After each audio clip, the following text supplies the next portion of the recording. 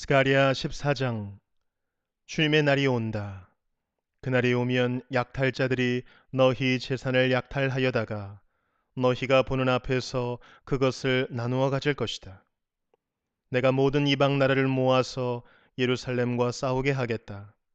이 도성이 함락되고 가옥이 약탈당하고 여자들이 겁탈당하고 이 도성의 주민이 절반이나 사로잡혀 갈 것이다. 그러나 이 도성 안에 나머지 백성은 살아남을 것이다. 주님께서 나아가셔서 이방 나라들과 싸우실 것이다. 전쟁 때에 싸우시던 것처럼 하실 것이다. 그날이 오면 주님께서 예루살렘 맞은편 동쪽 올리브산 위에 발을 디디고 서실 것이다. 그러면 올리브산은 한가운데가 갈라져서 동서로 뻗은 깊고 넓은 골짜기가 생길 것이다. 산의 반쪽은 북쪽으로, 다른 반쪽은 남쪽으로 옮겨질 것이다. 그 산 골짜기는 아셀까지 미칠 것이다. 너희는 유다 왕 우시야 때에 지진을 만나 도망간 것 같이 주님의 산 골짜기로 도망할 것이다. 주 나의 하나님이 오신다. 모든 천군을 거느리시고 너희에게로 오신다. 그날이 오면 햇빛도 차가운 달빛도 없어진다. 낮이 따로 없고 밤도 없는 대낮만이 이어진다. 그때가 언제 올지는 주님께서만 아신다. 저녁 때가 되어도 여전히 대낮처럼 밝을 것이다. 그날이 오면 예루살렘에서 생수가 솟아나서 절반은 동쪽 바다로, 절반은 서쪽 바다로 흐를 것이다. 여름 내내, 겨울 내내 그렇게 흐를 것이다. 주님께서 온 세상의 왕이 되실 것이다. 그날이 오면 사람들은 오직 주님 한 분만을 섬기고 오직 그분의 이름 하나만으로 간구할 것이다. 게바에서 예루살렘 남쪽 림몬까지 온 땅이 아라바처럼 평평해질 것이다.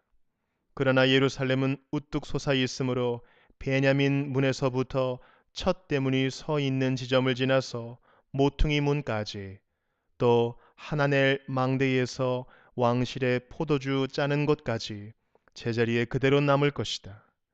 백성이 다시 예루살렘에 자리 잡을 것이다. 다시는 멸망하는 일이 없을 것이다. 예루살렘은 안전하게 살 수 있는 곳이 될 것이다. 예루살렘을 치러 오는 모든 민족을 주님께서 다음과 같은 재앙으로 치실 것이다.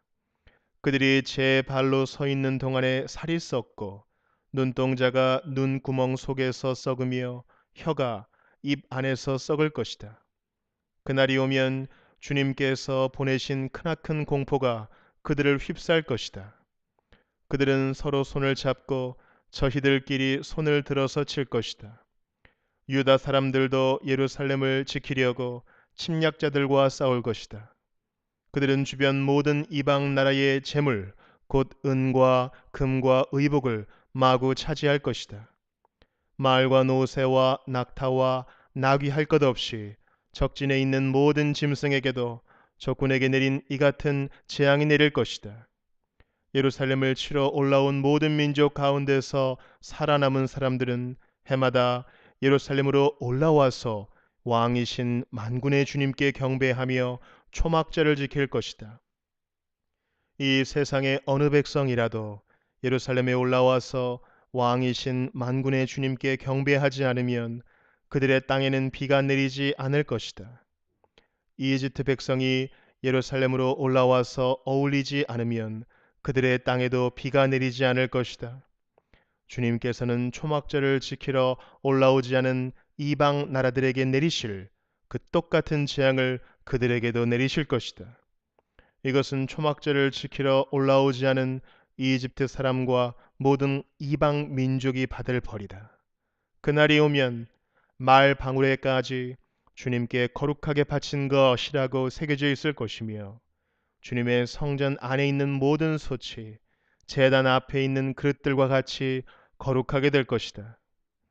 예루살렘과 유다에 있는 모든 솥도 만군의 주님께 거룩하게 바친 것이 되어 제사를 드리는 사람들이 와서 그 솥에 제물 고기를 삶을 것이다.